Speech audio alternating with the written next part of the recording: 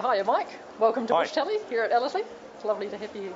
Thank you. And so today you're going to be teaching us about making Weta Motel. Yep. But first of all, I'd be keen to find out a bit about why you're interested in Weta. How did you come to be so fascinated by Weta to want to build motels for them?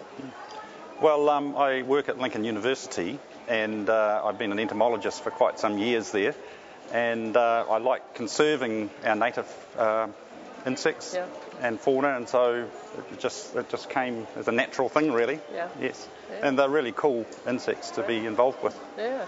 So how many Weta are there? Are they an international species or just in New Zealand? Well, all the Weta in New Zealand, of which there are about 120 different species, are endemic, or they're only found in New Zealand. But there are other Weta, they're called different things, in Gondwana land, places like South Africa and Australia and so forth. So, yeah, there are other ones around the world, but they're different.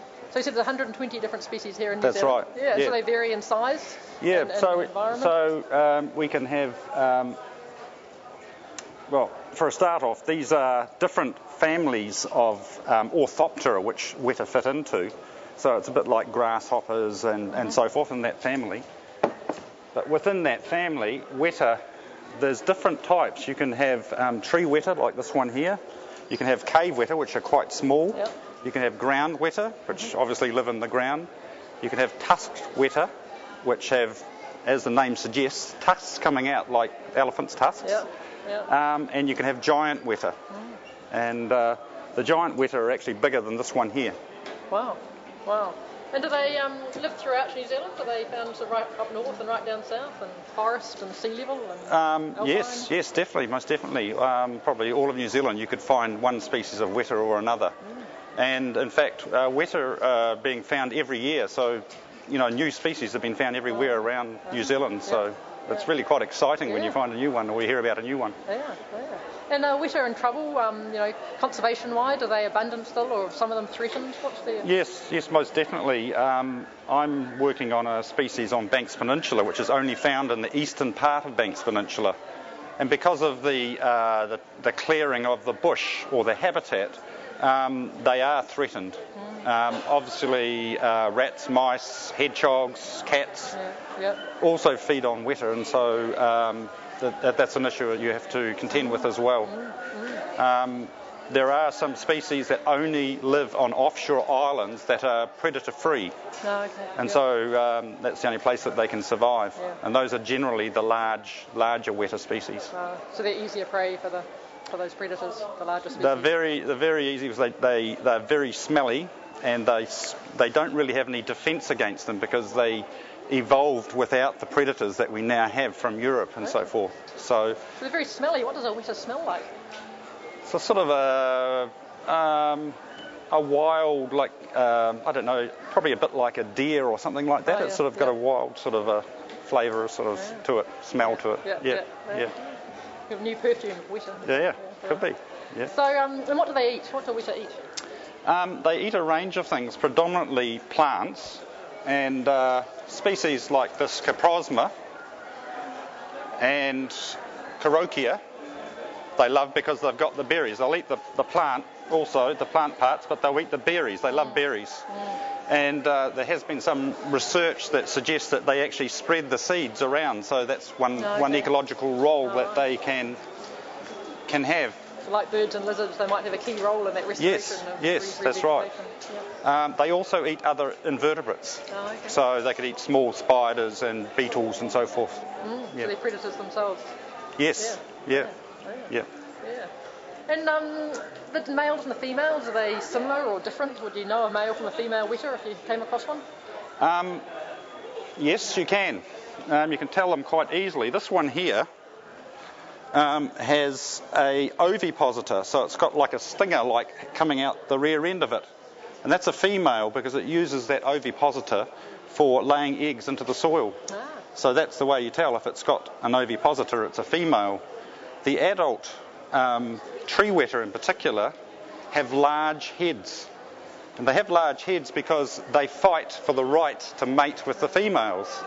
And they can often have a harem of several individuals of females with them, which they guard. for the right to mate with them. All right.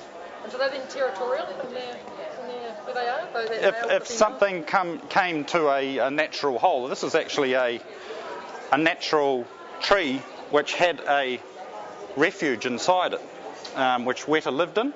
So, and you can see there's lots of holes, and then inside it's quite hollow. And you could actually get up to probably 10 females and 1 male living in there.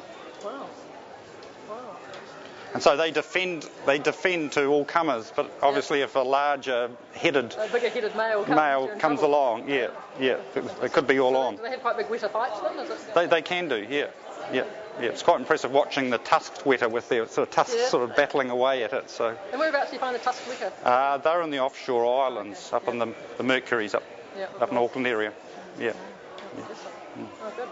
So why Weta Motels, and where did the idea of Weta Motels come from? Well, it's been around for a wee while, and there's been lots of different prototypes that I've played around with. I'm making one today, and it's going to be made out of untreated pine, but you can actually make them out of carnuka, which is what they live in a lot. But it's very hard.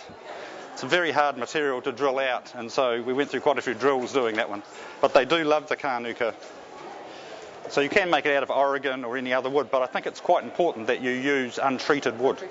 Yeah. And why is it we need to make Weta Motel? Is it there not enough places for them to live in the wild, or is it predators? What's the purpose of it? Yeah, it can be sort of multifaceted really, because they do give it a protection from predators, because the hole that they go in is small enough, it's large enough to let the Weta in, but small enough to keep out the rats and the mice and the hedgehogs, obviously. So it does give them some protection, but you can also use them in a restoration site that isn't old enough. A site that you're planting that doesn't have big trees that have holes like this. And so you can actually speed up the process by putting in a pseudo old tree with a hole in it. Yeah. And so, yes, it's a facsimile of this, basically. Yeah. Yes. Would you need to introduce Weta yourself into that, or you'll get the likes of the small cave Weta, which is the really small one here, going into those, and in almost any site. I've got them in my backyard, in my garden in my backyard. So it's actually at Lincoln. Oh yeah. But I've got lots of bush around it, so it's quite moist and lots for them to feed on. But unless you're backing up to a large reserve with tree Weta in there, they probably won't come in unless you actually shift them in yourself. And of course, they do provide a great tool for translocation, because you put them out in the wild, such as the one that I've got in here, and it's a smaller one. In here is actually it's an earlier version or a prototype of these larger ones. And this one here was put out and probably quite a few years ago, and we just collected it recently, and we had 3 large tree Weta in it. If I open it up, you can actually see there's actually some Weta in there now. There's a couple in there at the moment. So one of them decided to come out a wee while ago. Which part of the country? Just looking in there. You can just see it in there. So Mike, we've talked about these Weta Motel, and people might be interested in creating their own Weta Motel on their own restoration project or on their own forested area. Could you take us through the steps of doing it? Yes, well, anybody can make these really. If you've got a bit of untreated wood that's lying around the old house, like this bit here I found this morning. It's it's pretty rough, and so yeah, you can make one fairly easily really. A lot of these other ones are made with power tools, but I've really only got drills here, which are the sort of powered variety today. So if you've got a saw bench, you can actually make them a bit easier, a nicer job of them. I didn't want the noise today, so I'm just going to use the ordinary old saw. So first of all, we put a bit of an angle on the roof, like that, so that obviously the rain runs off. And also, when you have a hole in the bottom, it actually protects it so the water doesn't go up into it. When it's completed, this is going to sit up against a tree, is it? This is going to sit up a tree, yep, up on that angle like that. Oh, great.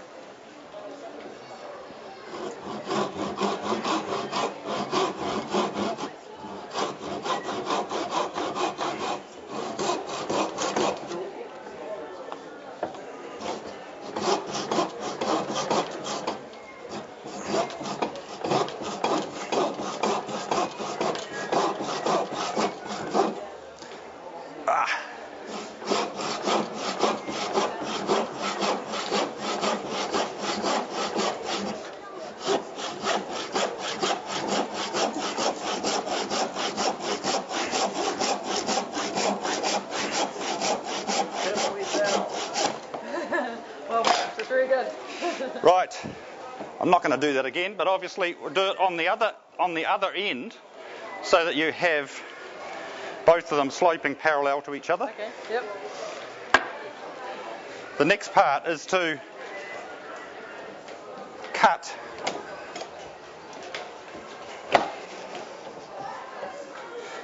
the door. We want a door like that, sitting in there, so it opens like that. So we've got to cut a door, and that is round about 8 millimetres. So basically you just cut down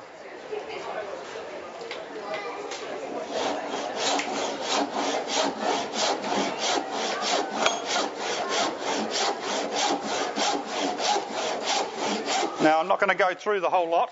Fair enough. There's some here I think you prepared earlier, aren't there, Mike? Yep.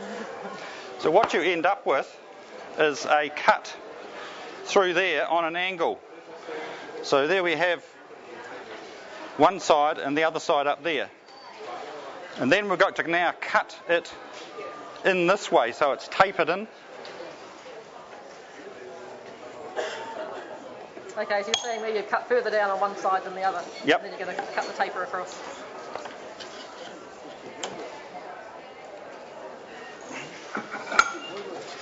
You've got to taper it so that the door locks in really, really hard.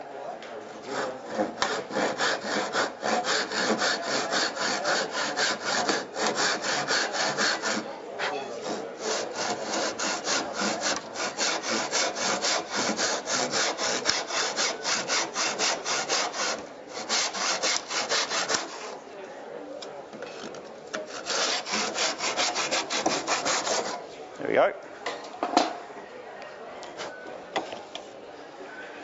Okay, so now you've got the door that'll swivel open, and when that's got a screw in it, that'll lock hard, so it won't actually open when it gets damp.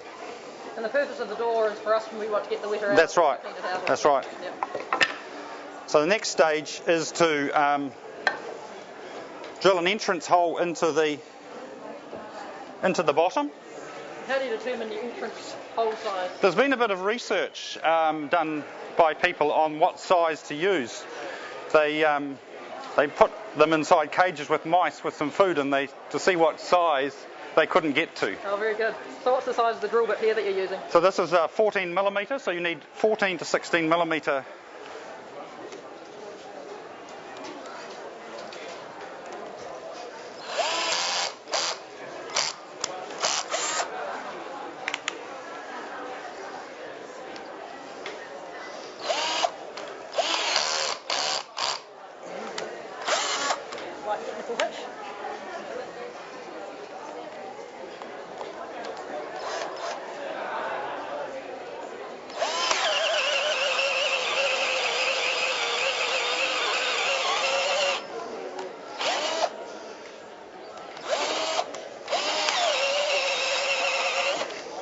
Going in there about 100 mil or so, are you?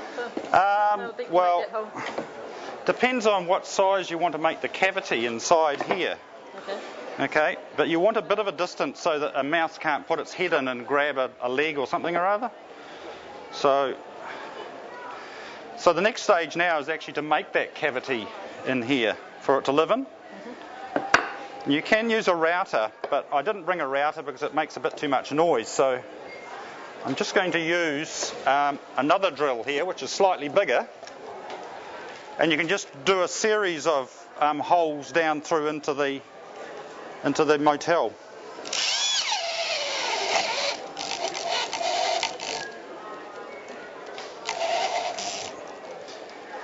Just need to get it to go the other way.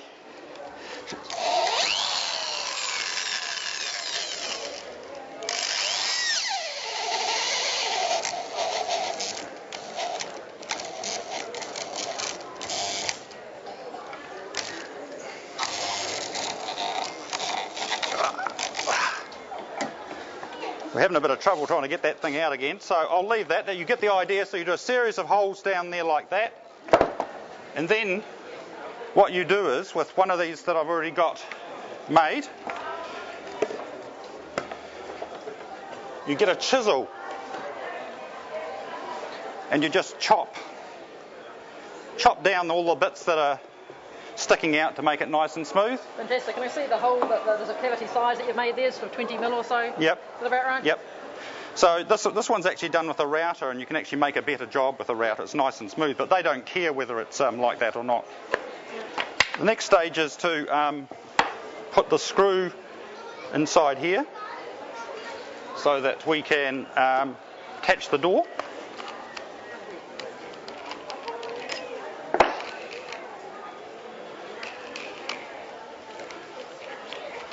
You're going to put that screw on the top right there, eh?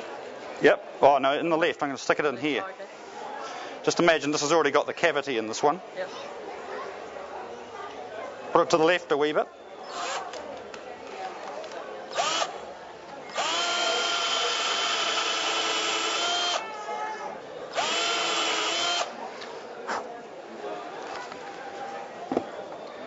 Now you can countersunk that if you want.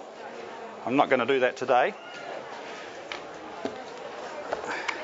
You can use a screw. Ideally the screws that have got no screw right up to the top are better, because it means that the door opens without actually going onto the thread.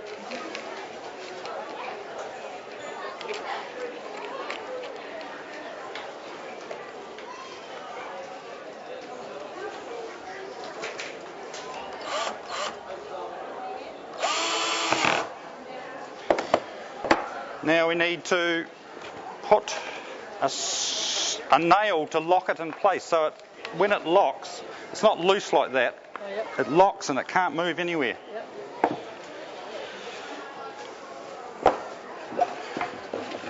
Into my drill.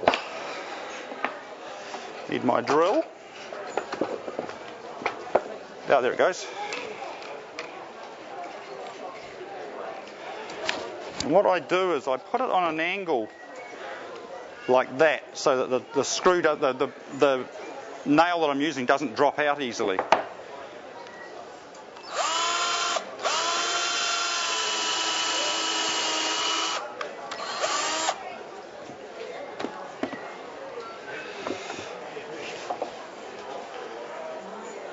There we go, we've got the nail. Put that in and out by hand.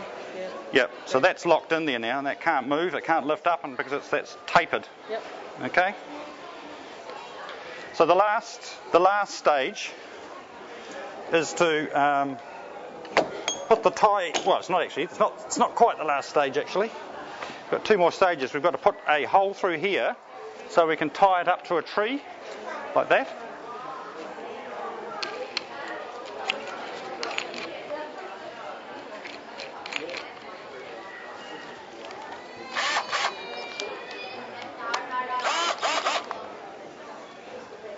So we have it fairly high up, about a third of the way from the back into the motel.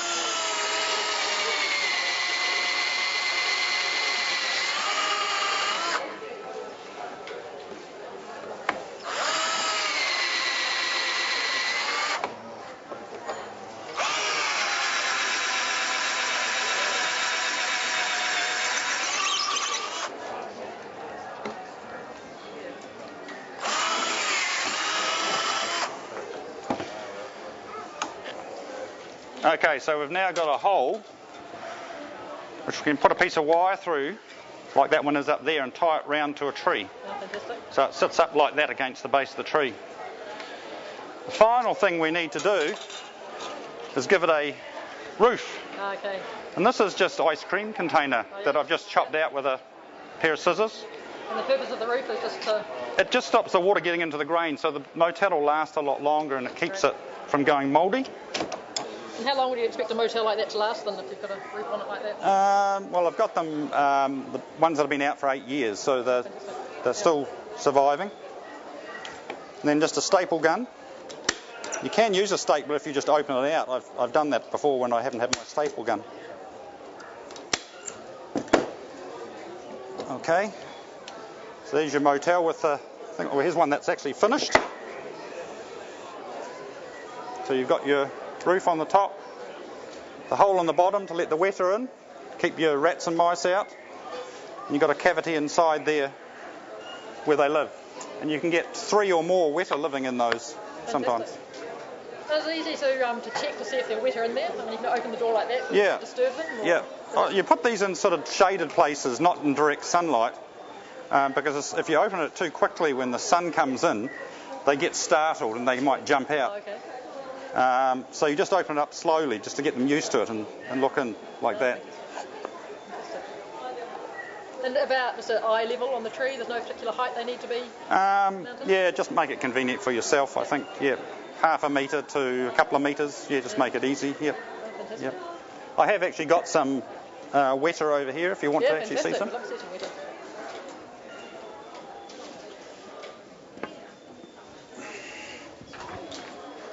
Over here.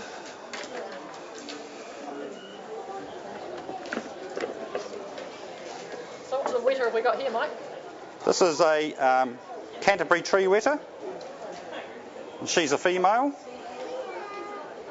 because it's got that ovipositor on the end.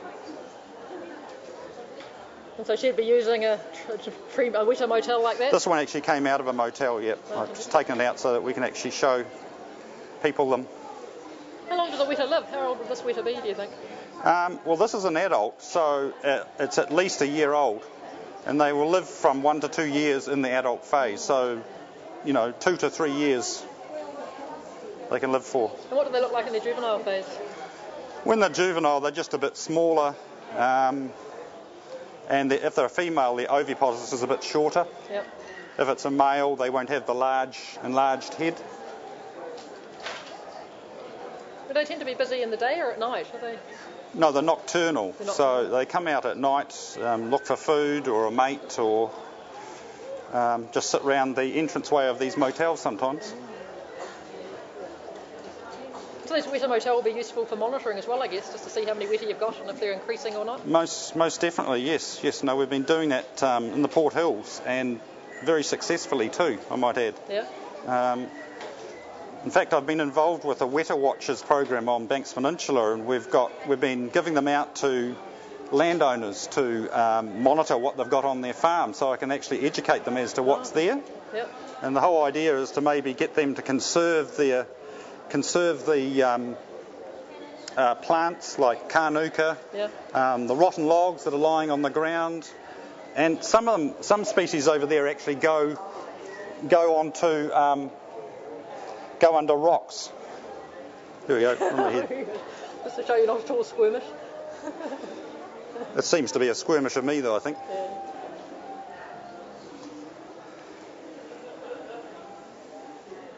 So they're lovely animals. They do bite occasionally, but it's only probably because we're hassling them. Ah, okay.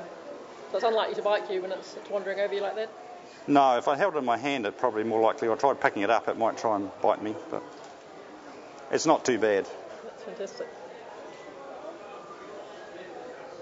Very good. Oh, thank you very much, Mike. That's been wonderful. No problem at all. Weta themselves and also the motels. Oh, just one more thing. Why are they called Weta Motel? Why not an apartment block or a... Well, there are other types that have many holes in them, and we call those Weta condominiums. Initially I think when I was going to give this talk, somebody had Weta Hotel, and I thought, no, well, they haven't really got any alcohol on the premises, so we'll call it motel. Great. Thanks very much, Mike. That's been wonderful. No problem. Thanks.